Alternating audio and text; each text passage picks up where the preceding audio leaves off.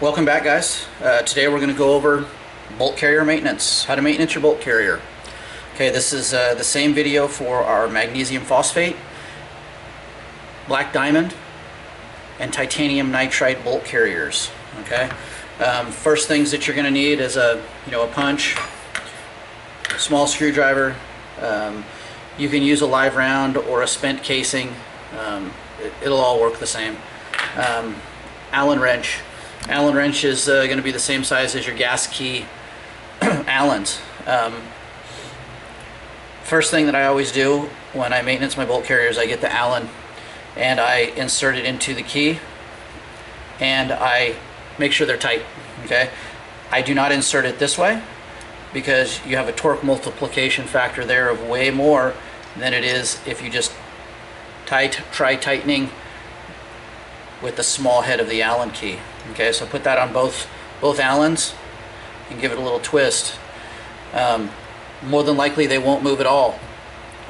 If they do move, you have to tighten those things down. They do come loose from time to time. You got to remember your bolt carrier is heating up and cooling down, heating up and cooling down. All of our keys are torqued when they leave the shop, but as they heat up and cool down, things sometimes get loose. So every time you maintenance your bolt carrier, just make sure they're snug. Second thing that I always do is disassemble the bolt carrier by taking out the firing pin. Go ahead and clean your firing pin. Make sure that there's no debris or carbon on it. Clean it up. Make sure it's nice and sparkly. If there's any carbon on it, take a one of those red sanding pads and clean it up. Next thing I do is I push the bolt back. Cam pin goes to the side. Take that out there. I make sure this is clean as well. Sometimes you have more carbon on it. This one, only a couple hundred rounds have been shot through it, so it's not as dirty as say 1,000 rounds. But clean that up. Then your bolt is going to pop right out. Clean up your back of your bolt carrier there. That's where all the hot gases come in. And you can take a wire brush and wire brush all the way around this right here. Make sure it's nice and clean. Okay. Next thing you do is you take your firing pin, and there's a little roll pin here for your extractor. Just go ahead and pop that out. And to make that easy is what you do is you push right over the roll pin and it helps it pop out. You pop that roll pin out. Once again, you clean the roll pin. Make sure it's nice and clean. This is going to expose your extractor. Okay, extractor has a small O-ring on the back that goes around your extractor spring and extractor buffer there. Okay, clean that up. Make sure there's nothing in there. Okay, most important thing that you want to do here. Okay, you have a little radius right here. Okay, on your extractor. You want to make sure that there is no brass, none whatsoever in that area. Clean it out.